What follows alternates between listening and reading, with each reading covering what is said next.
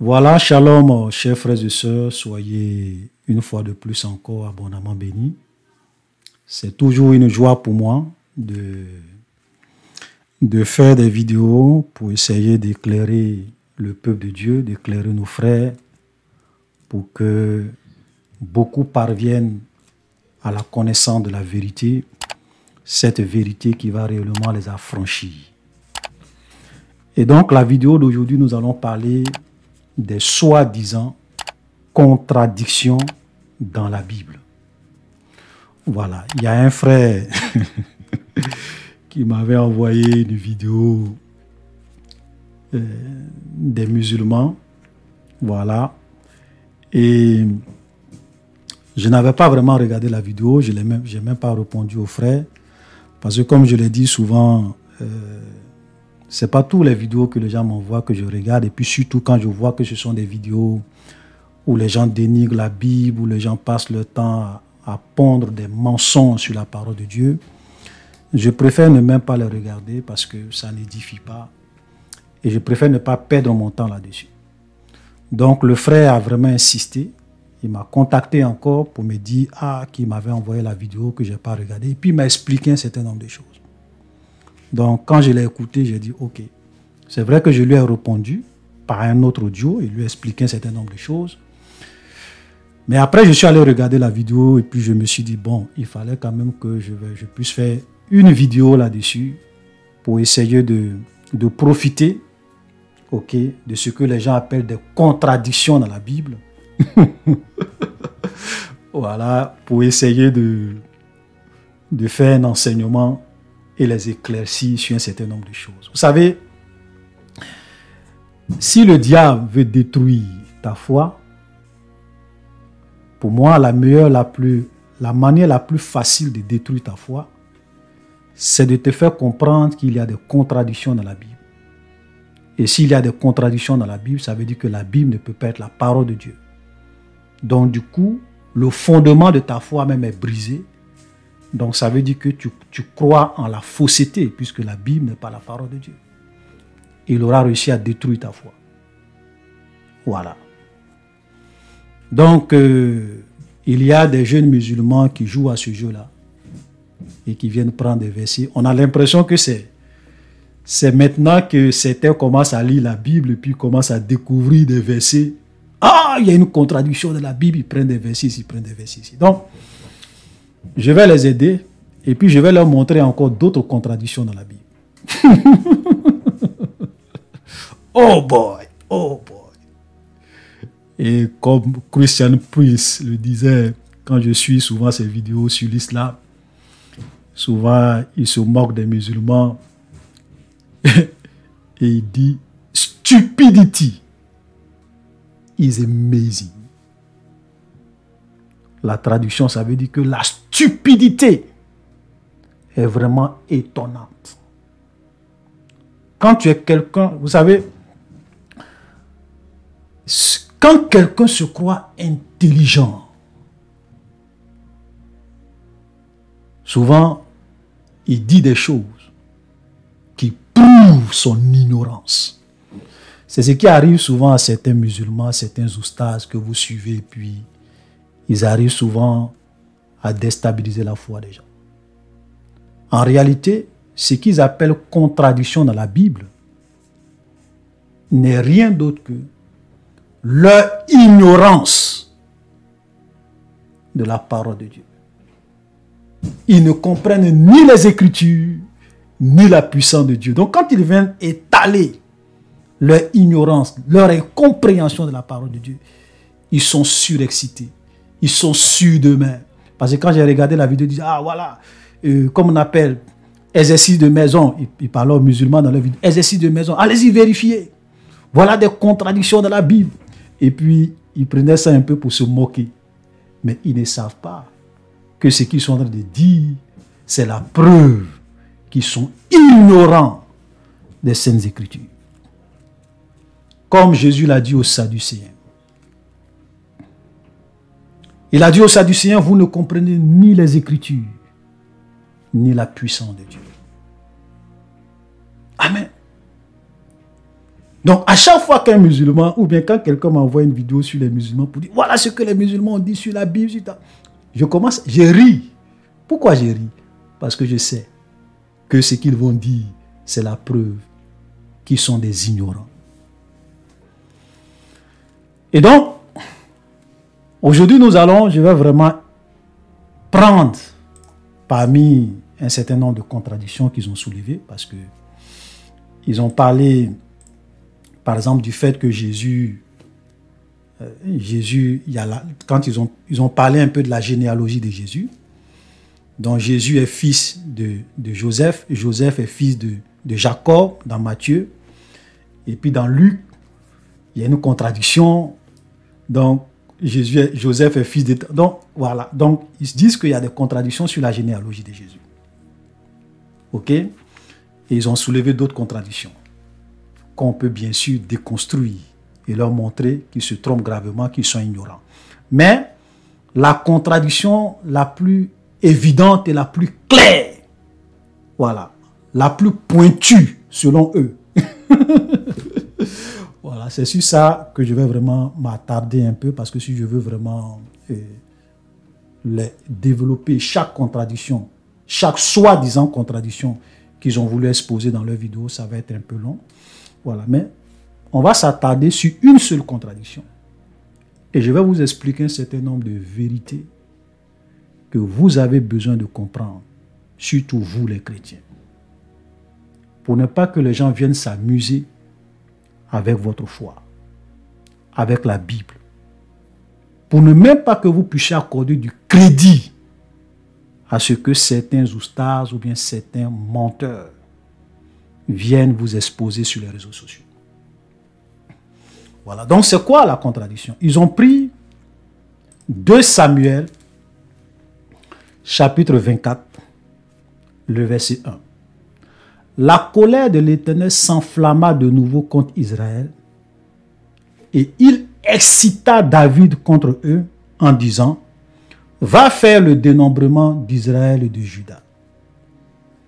Donc, dans ce passage, c'est l'Éternel qui a excité David pour aller faire le dénombrement des enfants d'Israël. Ça, c'est 2 Samuel 24, verset 1. Maintenant, dans 1 Chronique 21, le verset 1, Satan se leva contre Israël et il excita David à faire le dénombrement d'Israël. Donc, dans 1 Chronique, chapitre 21, verset 1, ici, cette fois-ci, ce n'est pas Dieu qui a excité David. C'est la même histoire, hein? Effectivement, c'est la même histoire. Mais là, on te dit que c'est plus Dieu, c'est plus l'Éternel, mais cette fois-ci, c'est Satan lui-même qui est venu exciter David pour aller faire le dénombrement. Donc, qui a vraiment excité David? C'est Dieu ou bien c'est Satan? Contradiction dans la Bible. Voilà ce que ces musulmans sont en train de dire. Oh boy, oh boy, oh boy, oh boy, oh boy, oh boy. Stupidity is amazing. Nous allons vous expliquer ce verset. Et nous allons déconstruire leurs mensonges. Alléluia. Vous savez, si vous venez dans la Bible, je l'ai une fois dit dans l'une de mes vidéos, j'ai dit, si vous venez dans la Bible, dans l'objectif de lire la Bible pour trouver des contradictions, selon la logique humaine, vous allez en trouver plein. Vous allez trouver beaucoup. Et vous allez penser que ce sont des contradictions. Alors que c'est vous qui ne comprenez pas. Même Jésus a montré une contradiction aux pharisiens de son temps dans la Bible en leur posant une question. Est-ce que vous avez ça? Je vais vous lire cette contradiction que Jésus a pointée du doigt aux pharisiens dans la Bible en leur posant une question. Ils n'ont pas pu répondre. Pourquoi ils n'ont pas pu répondre? Parce que c'était une contradiction à leurs yeux dans la Bible. Donc dites aux musulmans, les contradictions qu'ils ont déjà trouvées là, dites que ce n'est pas tout. S'ils veulent, ils n'ont qu'à me contacter. Je vais leur donner encore d'autres contradictions. Ce qu'eux appellent contradictions, je vais leur en donner d'autres. Et puis ils pourront faire des vidéos là-dessus pour dire qu'il y a des contradictions dans la Bible. Mais dites-leur qu'ils sont des ignorants. Sinon, il peut me contacter, hein, je vais leur donner d'autres contradictions.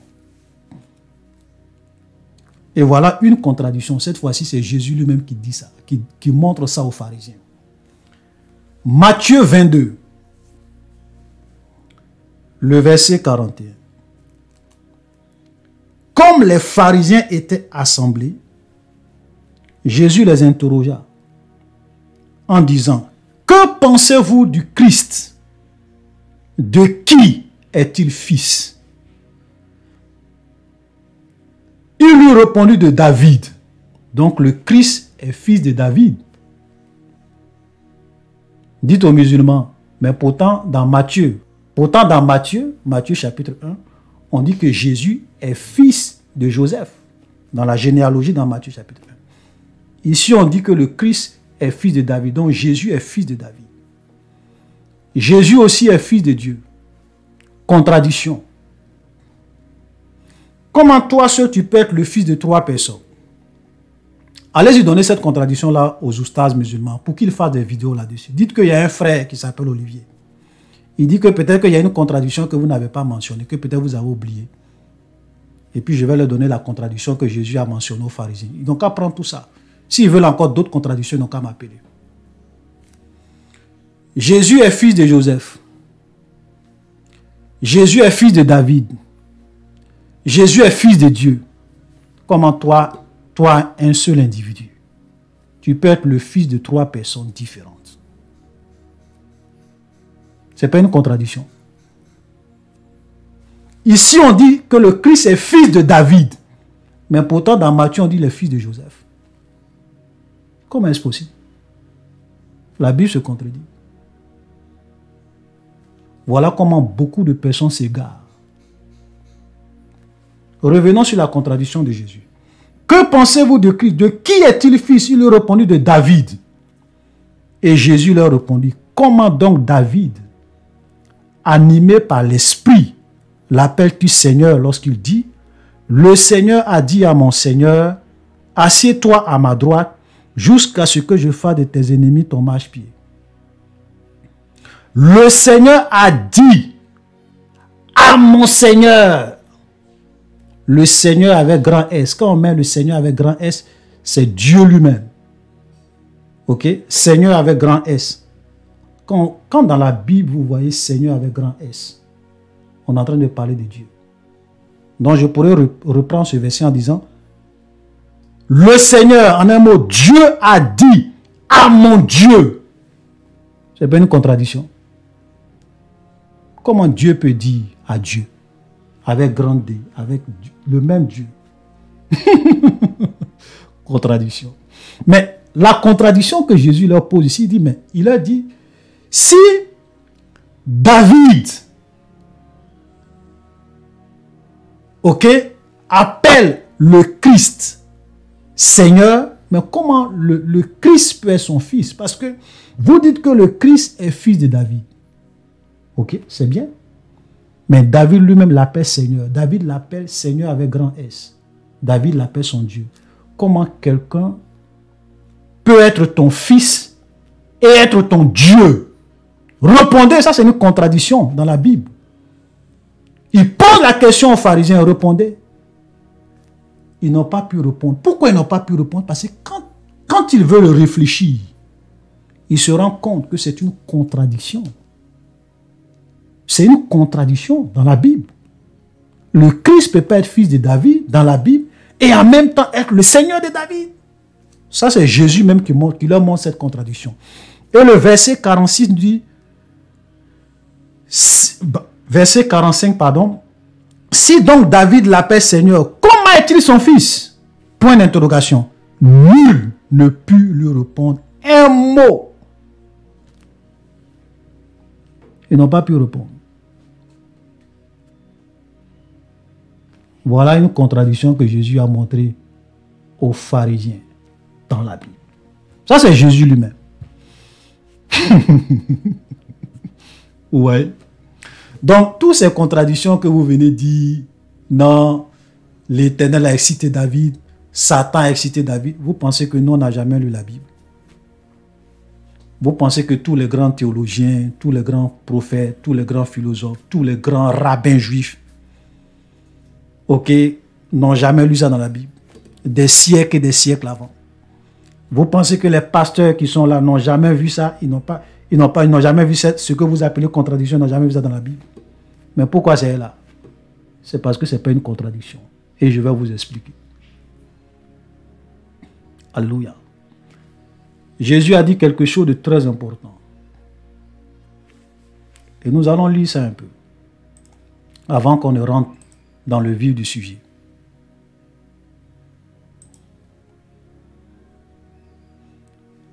Matthieu, chapitre 11, le verset 25. Voilà ce que Jésus a dit. En ce temps-là, Jésus prit la parole et dit, « Je te loue, Père, Seigneur du ciel et de la terre, de ce que tu as caché ces choses aux sages et aux intelligents, et de ce que tu les as révélées aux enfants. » Ça veut dire que Dieu a caché des choses aux sages et aux intelligents. Tu vas venir lire la Bible. Tu te crois intelligent, tu te crois sage.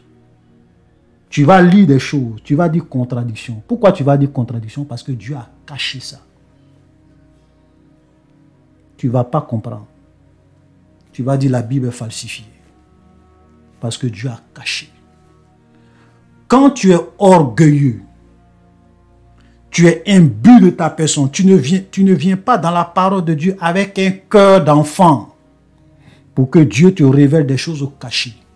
Tu vas lire. Toi l'intelligent, toi le sage, tu ne vas rien comprendre.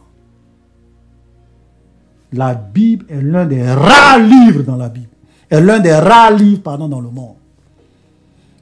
Que les sages et les intelligents peuvent lire et puis ils ne vont pas comprendre. Et puis ce sont les enfants qui vont lire et puis ils vont comprendre. Il n'y a pas un livre comme ça dans le monde. Il n'y a pas un livre dans le monde où les gens qui sont sages et intelligents lisent et ils ne comprennent rien parce que Dieu a caché. Et puis les enfants lisent et puis ils comprennent. C'est-à-dire que celui qui s'approche de la Bible, qui veut comprendre la Bible, en ayant un cœur d'enfant, un cœur pur, Dieu lui révèle les secrets de sa parole. Et le sage et l'intelligent va venir lire, il ne va rien comprendre. Amen. 1 Corinthiens, chapitre 2, verset 14. L'homme animal ne reçoit pas les choses de Dieu, car elles sont une folie pour lui. Il ne peut les connaître, parce que c'est spirituellement qu'on en juge.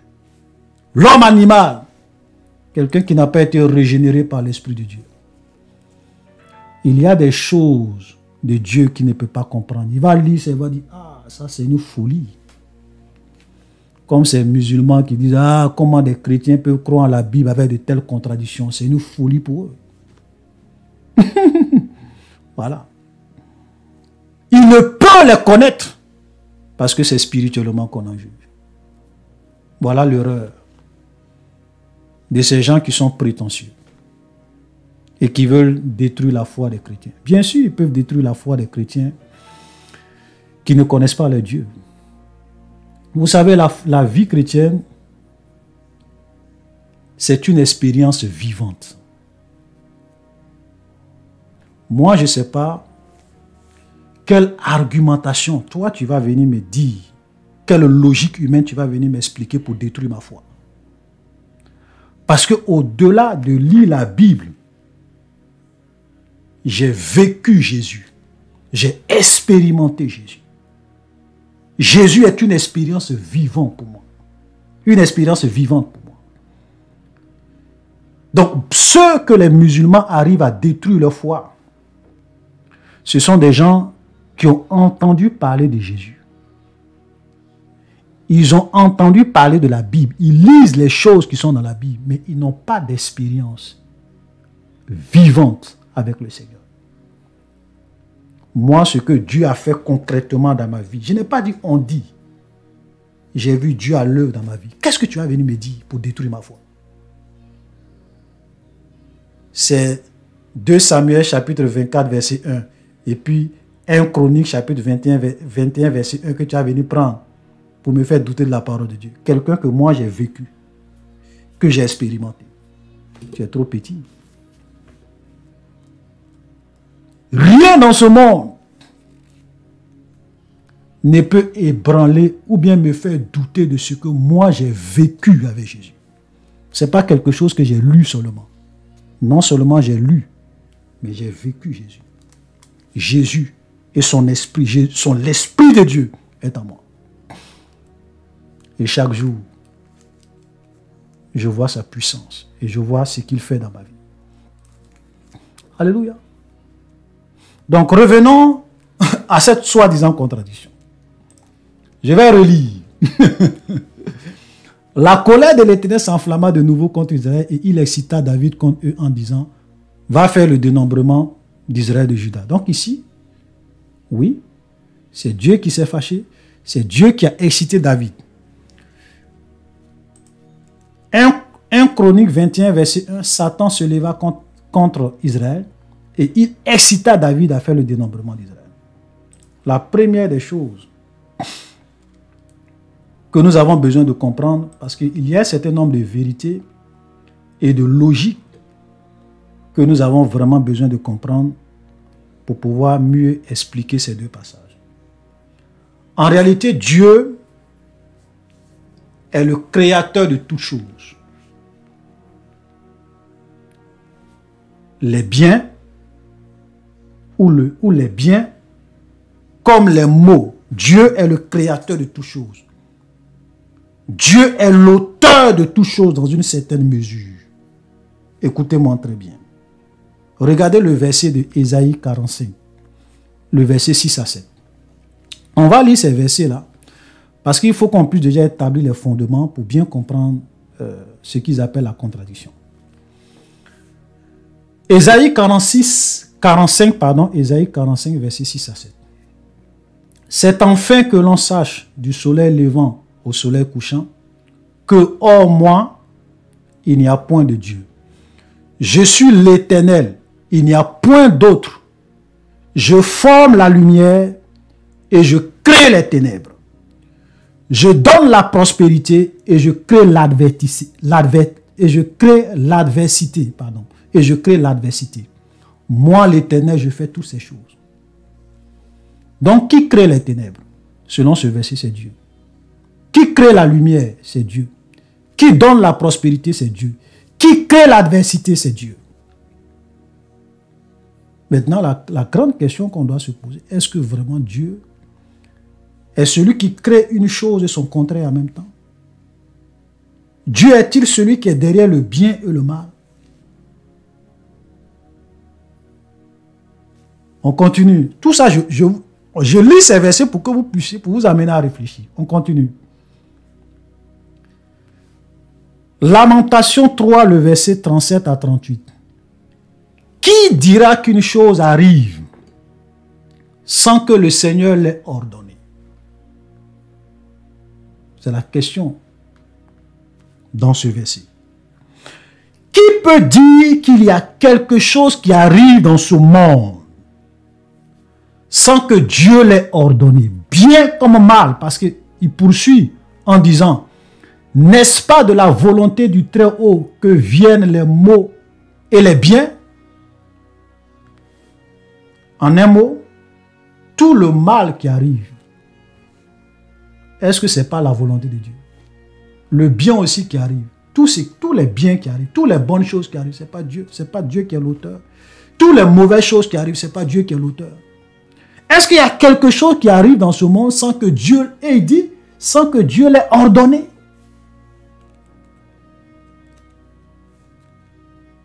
Je vous pose la question. Ça, c'est la Bible, hein? Parce qu'il faut comprendre la parole de Dieu. Pour ne pas que les gens vous trompent. Ces deux versets que je viens de lire est en train de nous faire comprendre que tout ce qui arrive, Dieu en est l'auteur. Dans une certaine mesure. Et nous allons vous expliquer dans quelle mesure. Mais je vais vous citer deux autres exemples concrets dans la Bible.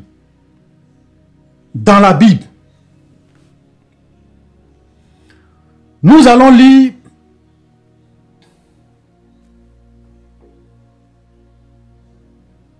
Juge chapitre 9, le verset 22 à 23. Juge chapitre 9, le verset 22 à 23. Abimelech avait dominé 3 ans sur Israël. Alors Dieu envoya un mauvais esprit entre Abimelech et les habitants de Shichem.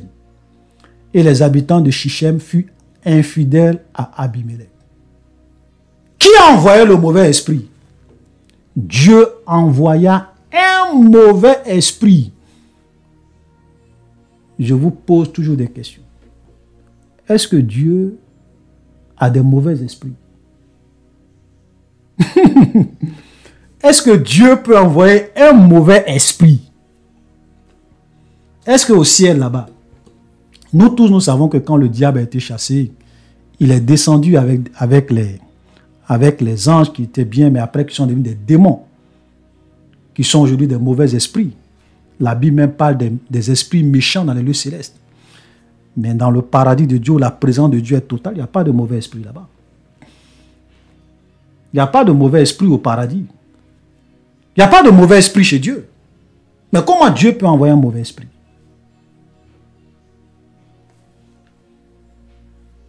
Je vais encore lire. On continue toujours.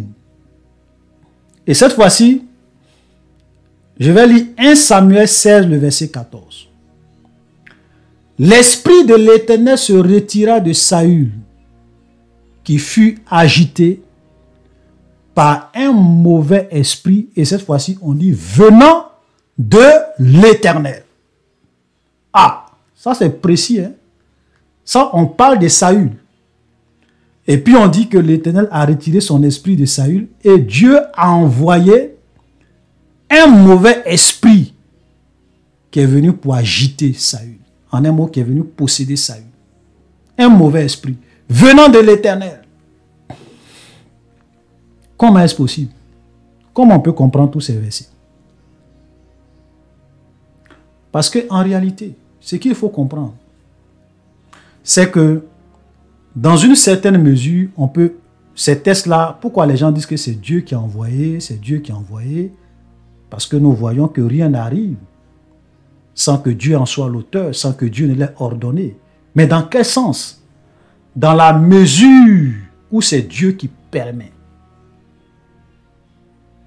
Écoutez-moi très bien.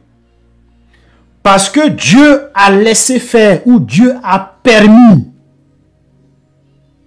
on peut dire que le mauvais esprit vient de Dieu. Parce que, regardez, je prends le dernier verset. Si Dieu n'avait pas retiré son esprit de Saül, aucun mauvais esprit ne pouvait venir agiter Saül.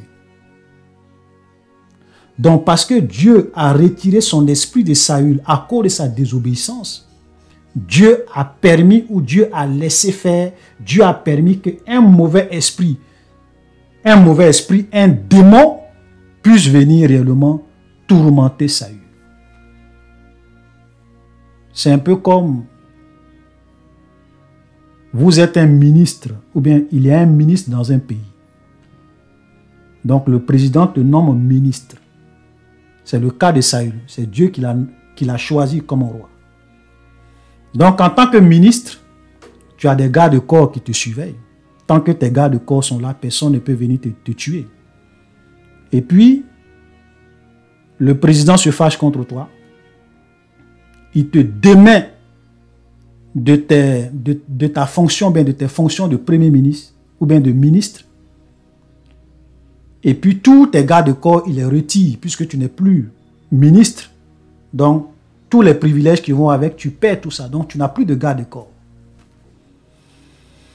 Et puis, plus que tu n'es plus ministre, pendant que un jour, tu es en train de te promener ou bien tu es chez toi à la maison, il y a des voleurs qui viennent avec des armes et puis ils arrivent à t'abattre.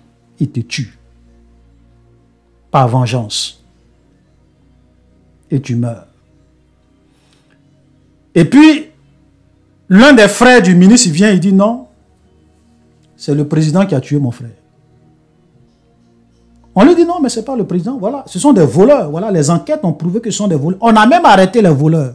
C'est-à-dire que ceux qui ont prémédité le meurtre de ton frère ont été arrêtés. Les voici. Voici leur nom. Il dit non.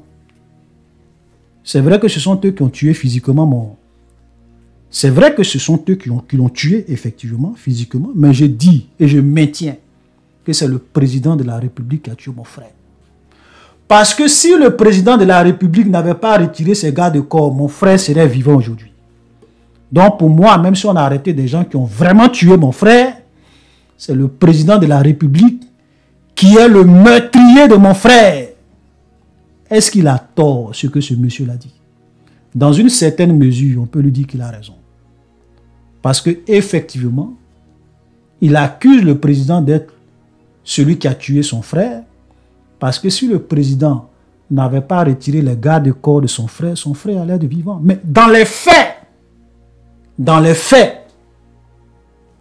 ce n'est pas le président qui a tué son frère. Ce n'est pas le président qui est venu tuer son frère. Frère, voilà comment il faut comprendre ces deux versets que les musulmans appellent contradiction dans la Bible. Parce qu'ils ne comprennent ni les Écritures, ni la puissance de Dieu.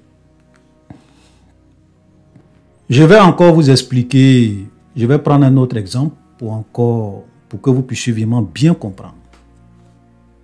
Voilà. Je vais prendre l'histoire de Job. Quand vous lisez l'histoire de Job, Job chapitre 1, Job chapitre 2, Job chapitre 3, même tout le livre de Job, et puis posez-vous cette question et répondez à cette question de façon honnête. Qui a mis Job à l'épreuve? C'est Dieu ou c'est Satan? Quelqu'un peut dire, et la personne aura raison, que c'est Dieu qui a mis Job à l'épreuve. Une autre personne aussi peut dire, et cette personne-là aura aussi raison, que c'est Satan qui a mis Job à l'épreuve. Les deux personnes ont raison. En réalité, il n'y a pas de contradiction entre celui qui dit que c'est Dieu qui a mis Job à l'épreuve et celui aussi qui dit que c'est Satan qui a mis Job à l'épreuve. Il n'y a pas de contradiction. Celui qui veut être équilibré, il va dire c'est Dieu qui a mis Job à l'épreuve et c'est aussi Satan qui a mis Job à l'épreuve. Voilà. Ou bien, c'est Dieu qui a tenté Job et c'est aussi Satan qui a tenté Job. Il n'y a pas de contradiction. Peut-être que les chrétiens les plus sages, voilà, ceux qui veulent être sages et conformes à la parole de Dieu, ils vont dire non, c'est Dieu qui a mis Job, c'est Dieu qui a mis Job à l'épreuve, mais c'est Satan qui a tenté Job. Voilà, ceux qui veulent être vraiment très sages et très équilibrés. Voilà. Mais en fait, ce sont les deux faces d'une même vérité. Ce sont les deux faces d'une même vérité. Parce que c'est Dieu qui a mis Job à l'épreuve dans un certain sens, dans une certaine mesure.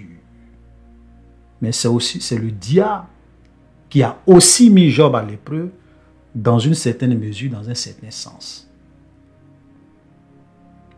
C'est tout. Donc si quelqu'un venait tout à l'heure dire, quand je lis le livre de Job, c'est Dieu qui a mis Job à l'épreuve et c'est aussi Satan qui a mis Job à l'épreuve. Il n'y a pas de contradiction. Est-ce que c'est faux? Tous ceux qui ont lu le livre de Job vont aboutir à cette simple conclusion. C'est Dieu qui a mis Job à l'épreuve. Ils vont dire oui, c'est Dieu qui a mis Job à l'épreuve, mais celui qui est réellement venu mettre, et dans la pratique, celui qui est venu mettre Job à l'épreuve, ou bien tenter Job, c'est Satan. Donc, c'est la même chose. Avec 2 Samuel chapitre 24, le verset 1, où on dit que c'est Dieu qui a excité David. Et dans 1 Corinthiens chapitre 21, verset 1, où on dit que c'est Satan qui a excité David. Maintenant, quand on dit que c'est Dieu qui a excité David, c'est dans quel sens?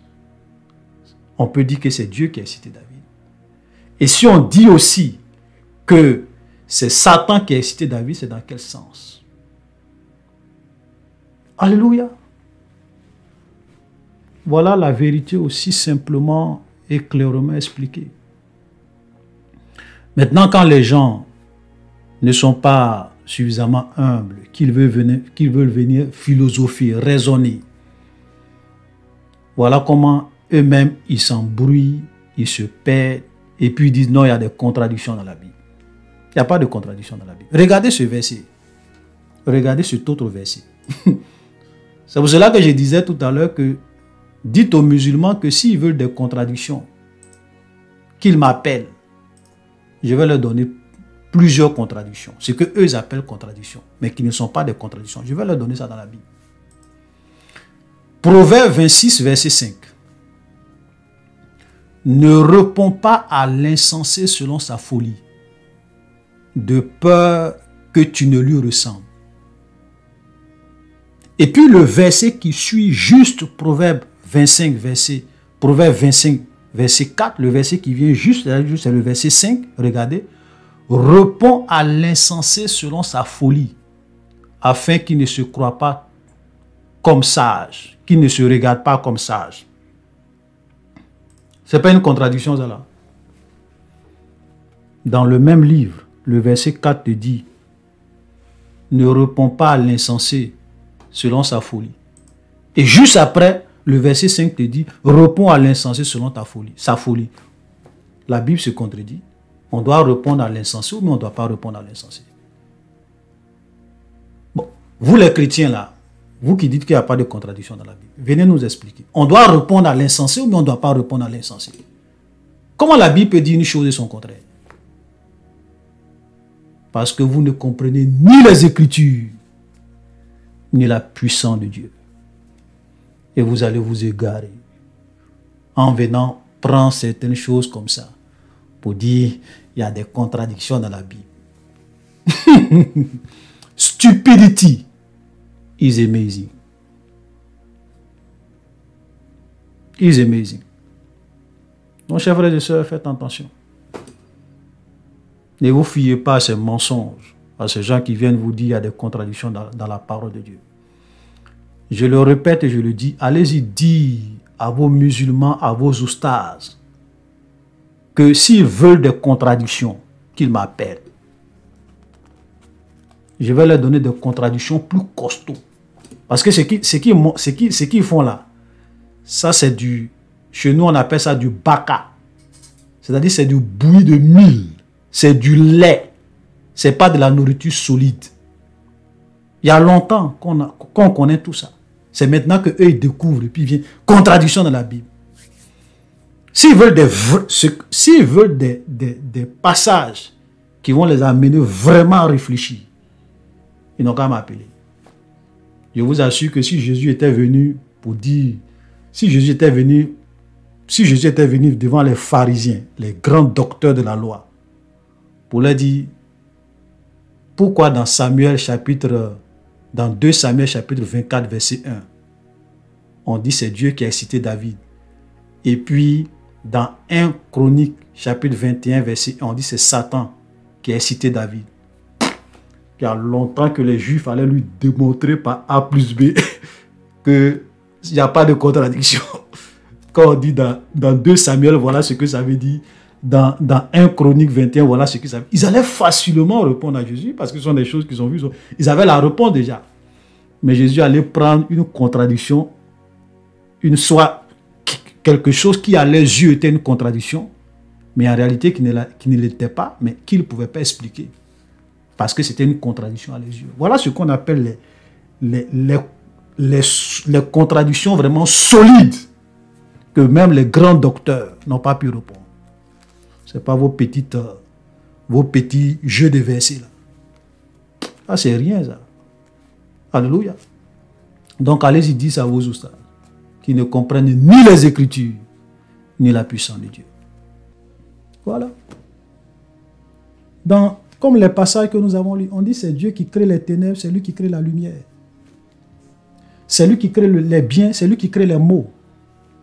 C'est lui qui donne la prospérité, c'est lui qui crée l'adversité. Est-ce qu'il y a quelque chose qui arrive sans que l'Éternel n'ait ordonné? Y a-t-il quelque chose qui arrive bien comme mal sans que cela soit l'ordre de Dieu? Voilà comment, ça dit que ça dépend de la position où tu te places. Si tu te places dans une certaine position, tu peux dire c'est Dieu qui a excité David. Si tu te places aussi dans une autre position, tu peux dire oui, c'est Satan qui a excité David. Voilà la vérité. Et quand des gens qui n'ont aucune compréhension, ils pensent que tous ces passages dans la Bible, là, nous on n'a jamais lu ça. On n'a jamais vu ça. Il y a des siècles et des siècles, les gens ont vu tout ce que vous appelez contradiction, là, les gens connaissent ça. Et comme souvent vous nous accusez d'être des falsificateurs de la Bible, si la Bible avait réellement été falsifiée, ces genres de choses-là, on allait falsifier ça. Pour que ça soit logique. Mais on laisse. Pourquoi? Parce que c'est la vérité. Et il faut que Dieu t'ouvre l'esprit pour comprendre. Sinon, tu vas lire les choses et tu vas les comprendre au premier degré. Et tu vas dire, il y a une contradiction. Comme Jésus l'a dit aux pharisiens. Vous dites que le Christ est fils de David, mais David lui-même l'appelle Seigneur. Comment cela est possible? Bloqué, contradiction. Alléluia. Voilà une explication. Voilà ce que j'ai expliqué. Même il y a des passages même que vous allez lire, frère. Souvent, il y a des chiffres même qui sont différents. Peut-être vous allez lire quelque part, on va vous parler de 40 objets. L'autre, on va vous parler peut-être de 400 objets. Il y a souvent des différents de 0 ou bien des chiffres comme ça. Souvent, les musulmans prennent ça pour dire des contradictions. Vous savez, nous, on n'a pas peur, on n'a pas honte de dire la vérité. Vous avez la Bible qui est là. Le prophète vient, Dieu l'inspire, il écrit sa parole. Ok? Ensuite, c'est sur des rouleaux que les gens écrivent. Mais les rouleaux, là, arrivé un moment, ça devient vieux, ça commence à se déchirer. Et on appelle maintenant des scribes ou bien des copistes. Des gens, on leur dit, bon, pour conserver la parole de Dieu, copier tout ça sur de nouveaux rouleaux. Et souvent, quand les gens sont en train de copier à la main, il peut y avoir des petites erreurs qui se glissent dedans.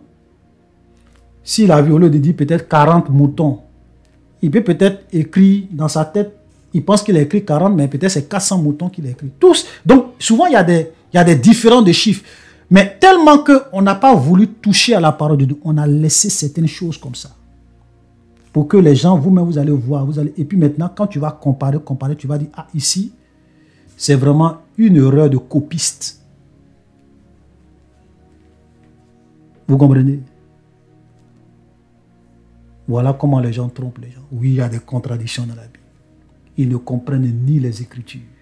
Oui, même toi-même qui es là, si on te donne la Bible qui est là, l'original est là, puis on te dit, bon, prends cette Bible-là, il faut copier dans un cahier. Tout ce qui est dans la Bible, il faut copier. Tu vas copier. Après, on vient prendre ta copie. Forcé, il y a des petites différences. Ça, ce sont des erreurs humaines. Des erreurs de copistes. Alléluia. Mais, parce que la Bible, c'est plusieurs livres. On compare les Écritures avec les Écritures. Puis on se rend compte que non, ici, ok, il y a eu une erreur de copiste. Nous, les chrétiens, on ne cache pas ça. Et c'est ça qui renforce notre foi. Que la parole de Dieu n'a pas été falsifiée. Que c'est la vérité. Voilà. Et Dieu s'arrange d'une manière ou d'une autre, de telle sorte que ses enfants puissent toujours se retrouver et connaître la vérité. C'est tout. Frère, voilà. Donc, j'aimerais vraiment dire à nos frères et vous donner des conseils. Vous savez, il faut éviter d'aller écouter ton ennemi.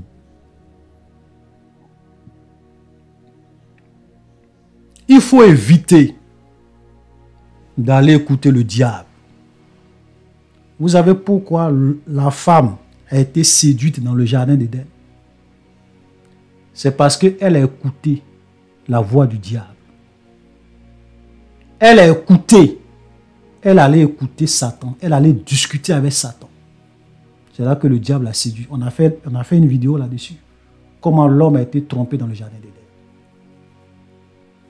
Vous avez des gens qui passent tout le temps. Ces jeunes musulmans. Ils me font rire. Quand ils viennent faire des vidéos pour montrer que la Bible... En fait, ça me fait rire. Parce qu'ils ne font que étaler leur ignorance.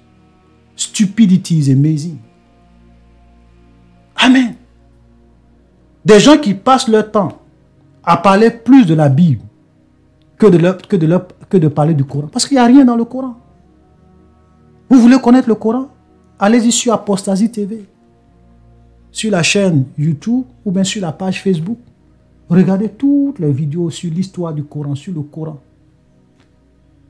Moi, je veux dire, s'il n'y a plus de religion dans le monde, je préfère être un athée que d'être musulman. Moi, je préfère être athée que d'être musulman.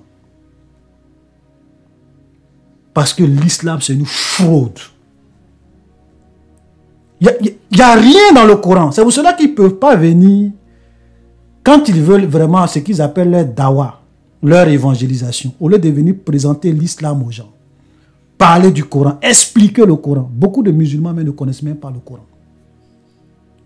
Ils suivent des oustas qui passent 90% de leur temps à parler de la Bible. C'est-à-dire que leur problème, c'est la Bible. Ce n'est pas les autres religions, c'est la religion chrétienne. C'est triste.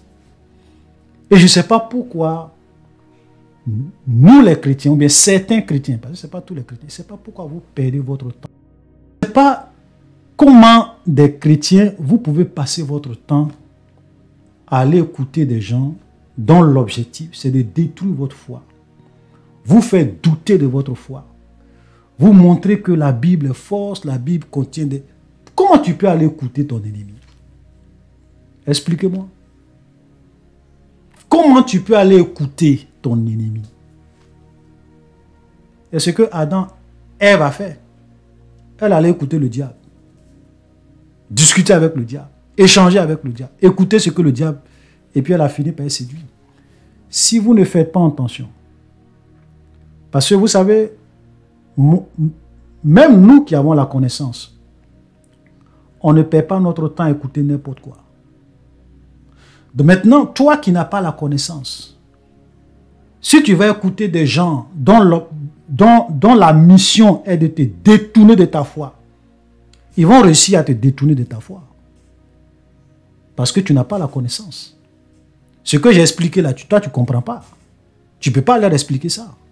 Donc ils vont réussir à te séduire. Et puis tu vas dire, ah oui, 2 Samuel 24, verset 1. 1 Chronique 21, verset 1. Mais ça c'est une contradiction. La Bible est faux. Alors que la Bible est la vérité. Ce n'est pas faux. Il faut qu'on t'explique. Il faut que Dieu ouvre tes yeux pour comprendre. Donc, chers frères et sœurs, je vous encourage. Arrêtez d'écouter les oustas. Arrêtez d'écouter les musulmans. Arrêtez d'aller suivre leurs débats. Arrêtez d'aller suivre leurs vidéos. Et même de partager leurs vidéos. Voilà. Moi, je l'ai dit. Quand les gens m'envoient souvent des vidéos, quand je vois que ce sont des musulmans, je n'écoute même pas. C'est parce que ce frère-là a insisté que j'ai écouté pour faire cette vidéo-là. Je n'écoute pas. C'est pour cela que depuis un certain temps, comme vous avez constaté, je préfère faire des enseignements sur Vérité Biblique TV pour enseigner mes frères que de passer mon temps à réellement répondre aux caprices et aux mensonges des musulmans. Arrêtez. Donc, chers frères et sœurs, vraiment, soyez bénis. Nous allons nous arrêter là. Shalom et à la prochaine.